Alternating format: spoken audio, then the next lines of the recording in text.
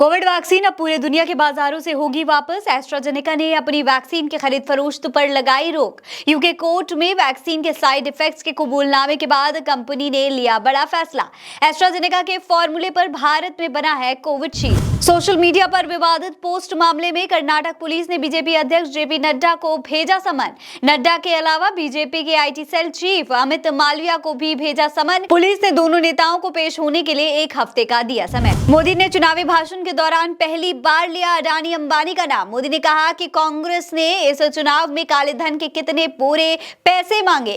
रातों रात अंबानी अडानी को गाली देना बंद हो गया। चुनाव में ये अंबानी अडानी से कितना माल उठाया है, काले धन के कितने बोरे भर करके रुपये मारे हैं, क्या टेम्पो भर करके नोटे। मोदी के अडानी अंबानी वाले बयान पर मल्लिकार्जुन खड़गे ने देश को बताई असलियत। खड़गे ने कहा कि डगमगा रही मोदी की कुर्सी, वक्त बदल रहा है, अब दोस्त दोस्त ना रहा, यही परिणाम के असली रुझान है। चुनावी माहौल में सुर्खियां बटोरने के लिए एक बार फिर सामने आए सैम पित्रोदा ने कहा कि भारत के ईस्ट वाले लोग चीनी दिखते हैं, साउथ में रहने वाले लोग अफ्रीकन की तरह दिखते हैं।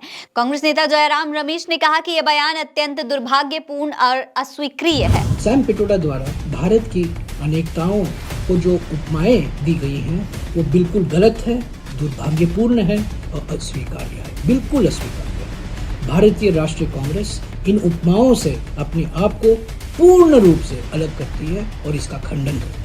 बीजेपी की आचार संहिता के उल्लंघन पर ममता बनर्जी का बड़ा बयान। ममता ने कहा कि आदर्श आचार संहिता मोदी आचार संहिता में बदल गई है। चुनाव आयोग ने बीजेपी की नफरती भाषण पर आंखें मूंद रखी हैं। प्रियंका गांधी ने रैली में भारी भीड़ को साइड कर एम्बुलेंस को दिया रास्ता। रायबरेली में भाई राहुल गांधी के लिए रोड शो करने पहुंची प्रियंका की रैली में हुजूम से पटी रही रायबरेली की सड़कें। मायावती ने भतीजे आकाश आनंद को उत्तराधिकारी बनाने का फैसला लिया वापस। नेशनल कोऑर्डिनेटर पद से भी आकाश को हटाया। बसपा सुप्रीमो ने कहा कि पार्टी और मूवमेंट के व्यापक हित में मेच्योरिटी आने तक अभी आकाश को अहम जिम्मेदारियों से अलग किया जा रहा। बसपा से आकाश आनंद को निकालने के पीछे की अखिलेश यादव ने बताई वजह। अखिलेश ने कहा कि असली कारण ये है कि बसपा की एक भी सीट आती हुई नहीं दिख रही है।